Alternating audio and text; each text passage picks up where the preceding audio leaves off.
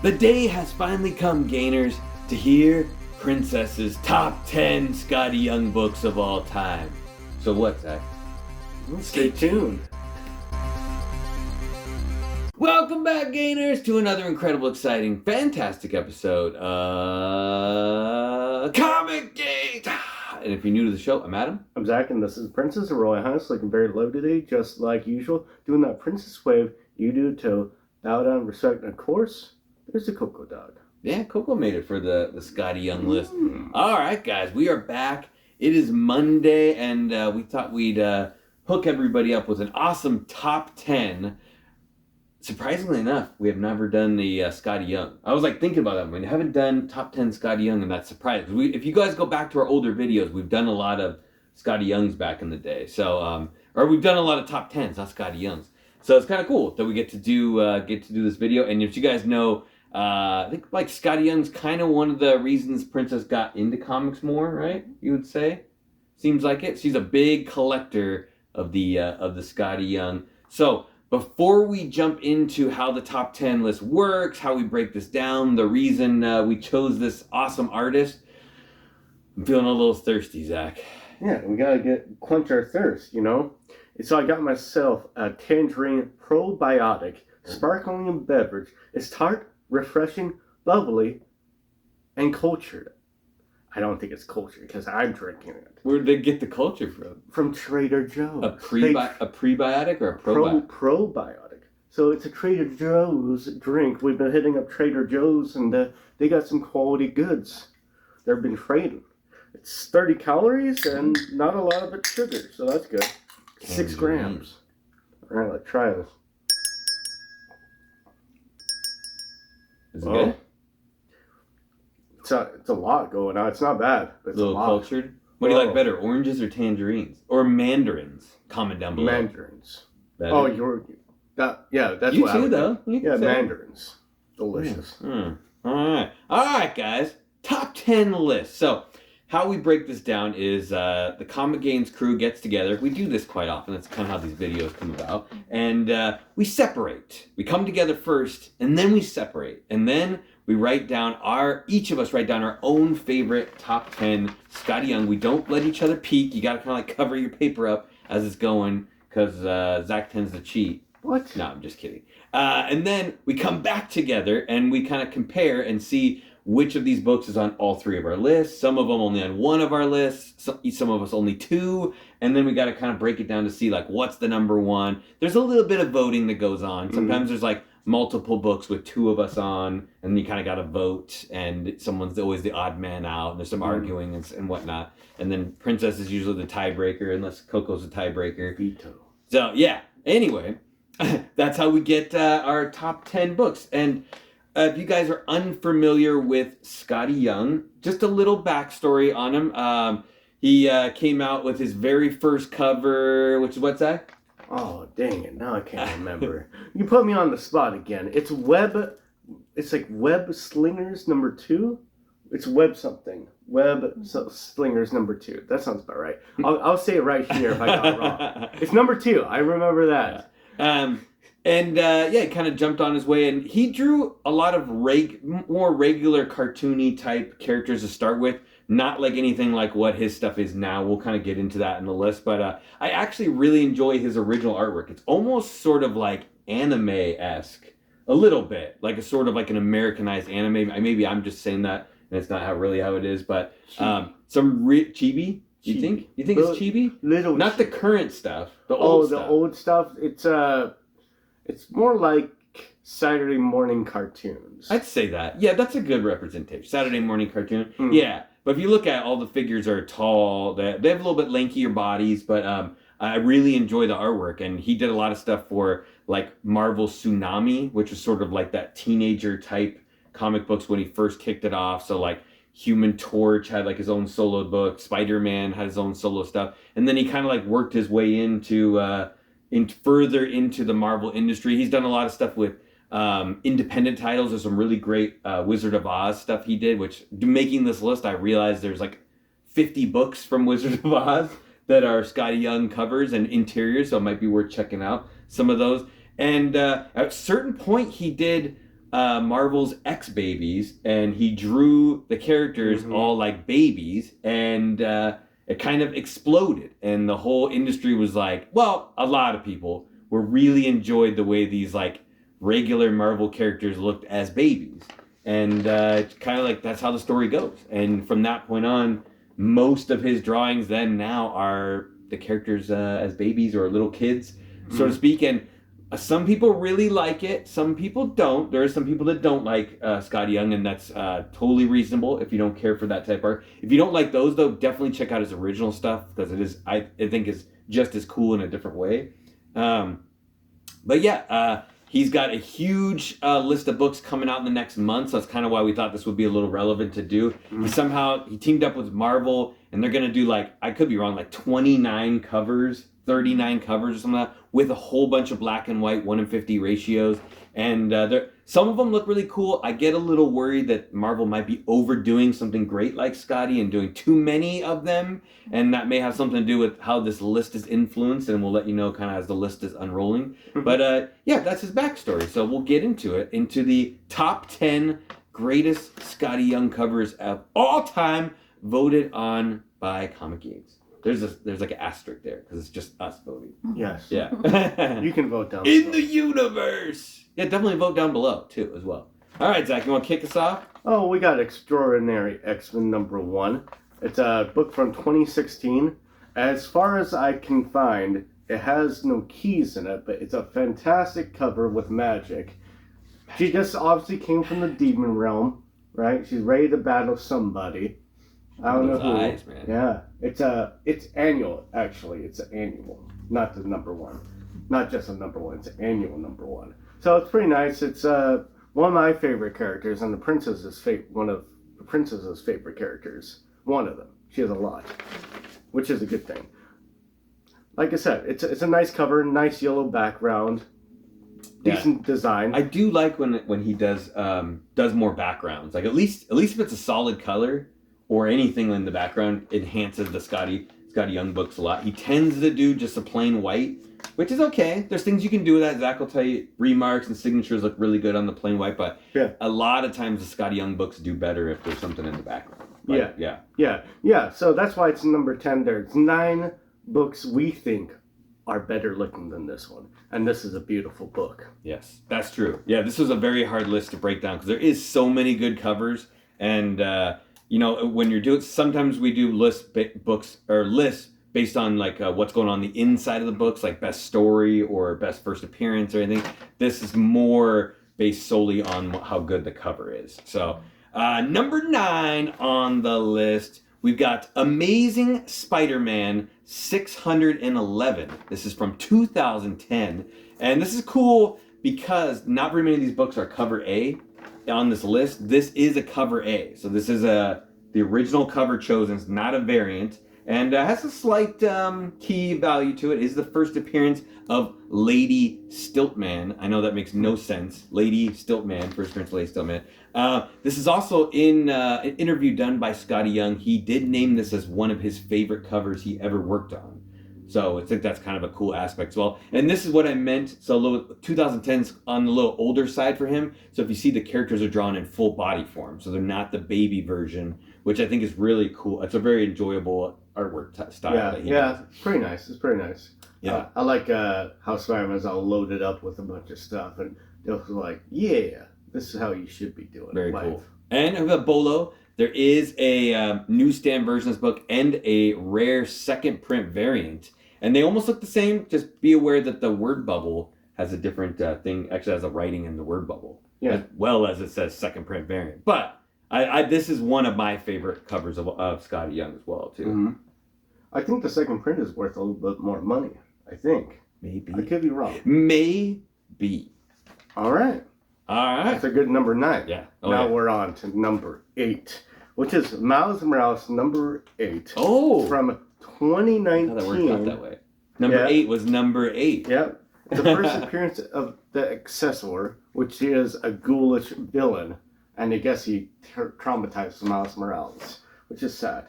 This is specifically a San Diego Comic-Con exclusive from obviously 2019. It's limited to only 1,500 copies, and it did come with a Spider-Man Noir pin. Where's the pin? Princess, where's the pin? Yeah, where's the pin, Princess? I thought it was supposed to be like serialized down there in the corner. Is it not? Right there? Huh. Is it? They took the serial number off?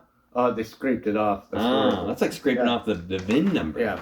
So 1,500 copies. It's a fantastic cover. Am was telling me that he really likes this cover because it's actually the team. It's the real team from the Edge of Spider-Verse movie, which kind of kicked off the whole Miles craze. So it's really cool that they have each one of the characters from the movie, as well as it's one of the original books where they actually like mashed all the characters together too. You know, so he started kind of doing that. Really great. Not too early of a Scotty Young, but it's one of the classics. It's going to stay classic. Yeah, for that's a long true. Time. That's true. All right.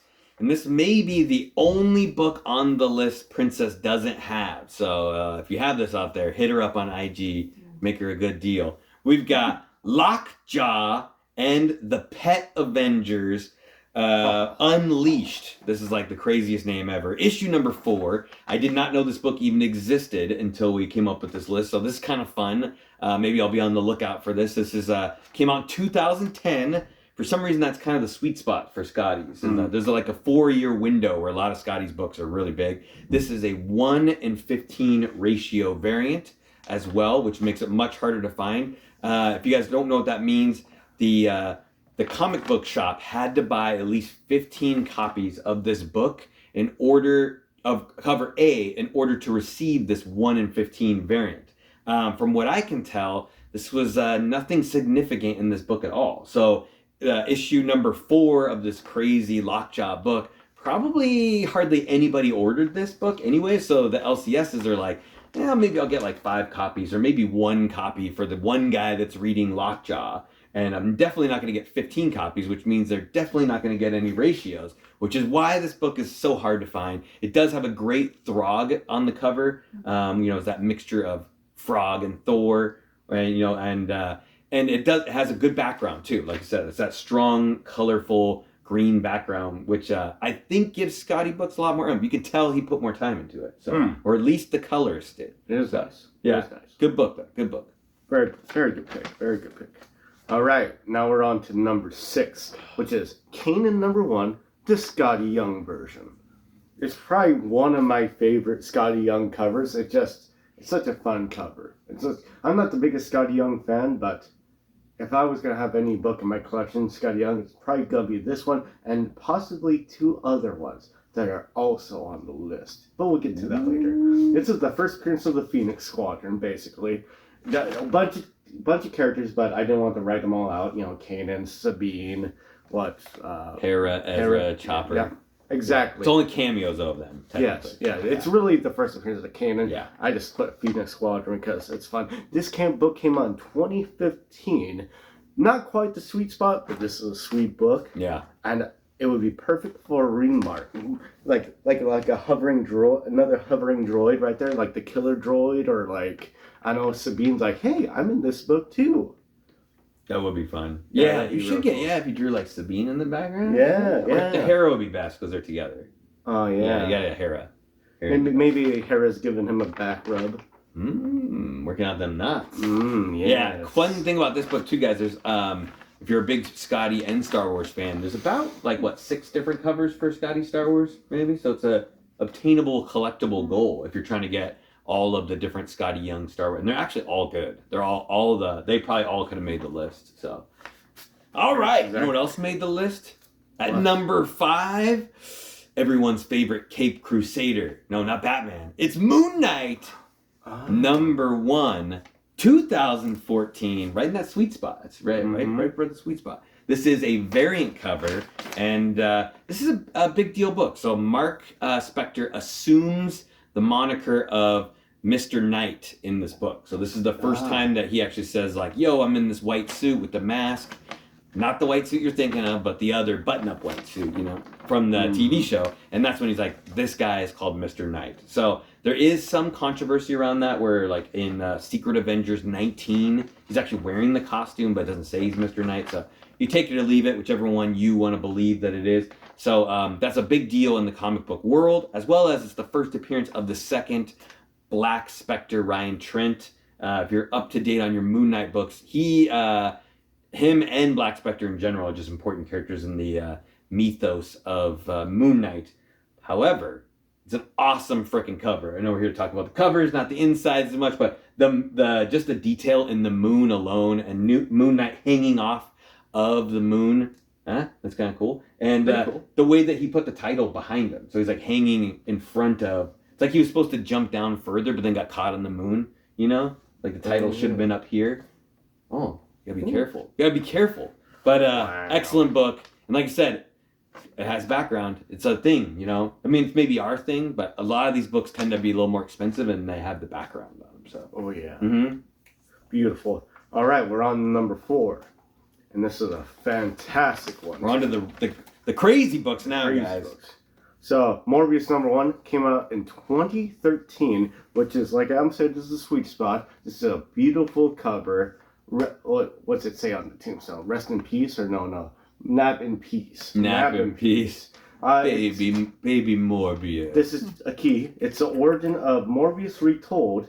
I think they tell the origin is like he sparkles and he was born in a place in Washington, you know, called Forks, and I don't know. He fell in love with a girl at a high school. Yeah, and you know, she started vampire, and yeah, that's how it went. Wait, that's a different story. Vampire. All right, so this is a classic. A lot of Scotty Young collectors are after this book. It's amazing for a Scotty Young book. Yeah, it's solid. I can look at this once a day and be happy. And it has another moon. Yeah. Maybe that's telling you something. And the baby bottle's full of blood. Yeah.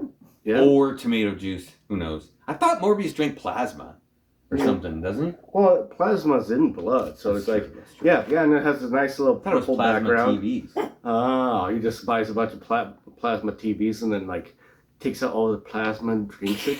And yeah, it's a great cover. I like the purple. The purple is really nice. It is nice. All right, time to get crazy, because number 3 is a 2-for-1 deal. We might as well just do 2 books at number 3. We got Superior Spider-Man, issue number 32, and Amazing Spider-Man, issue number 9. These are the awesome connecting covers.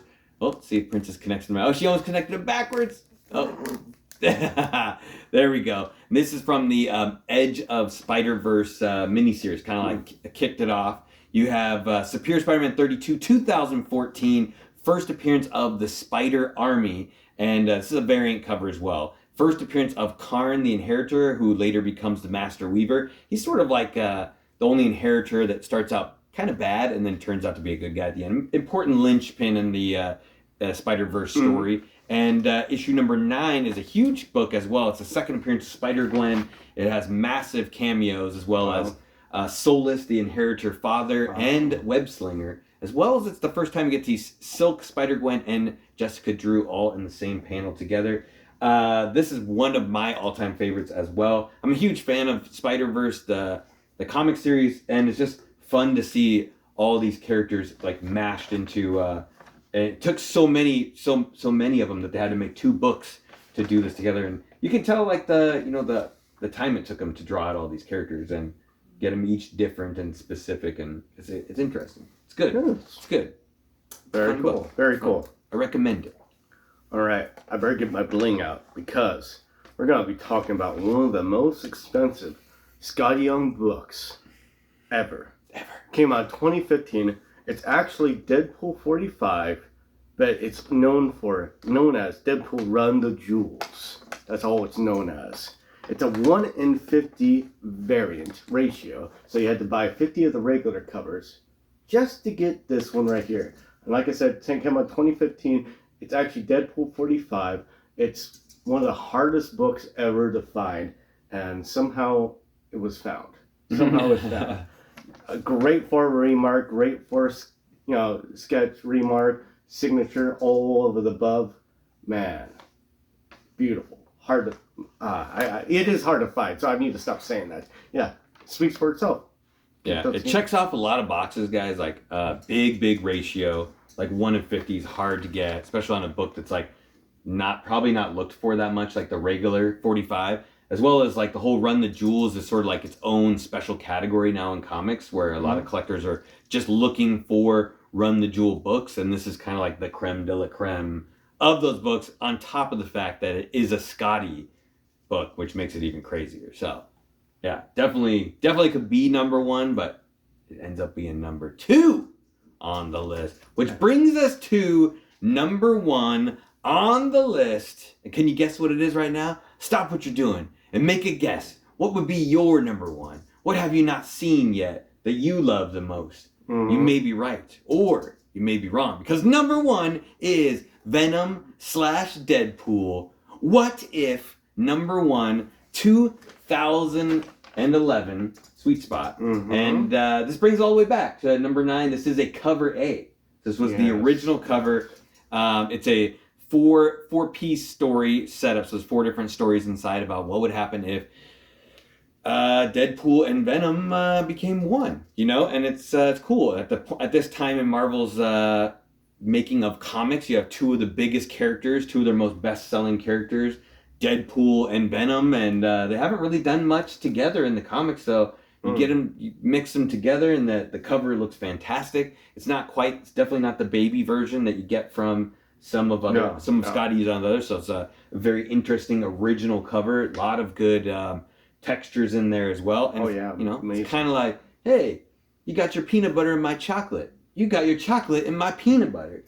And that's how they made Venom and Deadpool together. And in case you didn't know, there is a newsstand version of this book. 2011, I think, is almost like expensive. The last year. It's almost double the value. But yeah, it's a great cover. That's why it's number one. It's been homaged a few times now, I think, already. So a lot. Yeah, but it's cool. We kind of want his claim to fame to be something, you know, original that he's done. And if you guys don't know as well, Scotty Young is an amazing writer as well. Strange Academy is actually written by Scotty Young and is a fantastic book. There's a whole bunch of other stuff he's written. Twig, which is a great story as well, and there's a bunch of other ones. So check out Scotty Young. If you're not a fan, maybe you will be, but you don't have to be, because that leaves more for us to get. But it's a very fun artist and exciting stuff. So as usual, do all the fun YouTube stuff. Like, subscribe, comment down below. Love to hear at least your top 3 Scotties from all you guys. Let us know your favorite ones. Maybe there's something we didn't see. There's definitely some other good ones out there. And Zach, you got anything special? Yeah, you gotta share. How you do that is, I'm just gonna cut it down to simple. You know, make sure to comment down below, like Adam said. Tell us if you like this video or not. Tell us what we need to improve. And also, if you can, share it to a friend. Share it to some random person. Share it to a person that you walk. Hey, you ever heard of ComicGains? Watch them. Bam. I guess we're really fun to listen to, as we should be. Yeah, especially like homeless people. You know. Yes. Hook them up. It'll change your life. Give them a phone so they can watch it on their phone. There you go. That's how you get those YouTube gains. Oh no, I was like, until we see you next time, stay safe and remember, get those gains. Stay at home. Watch YouTube.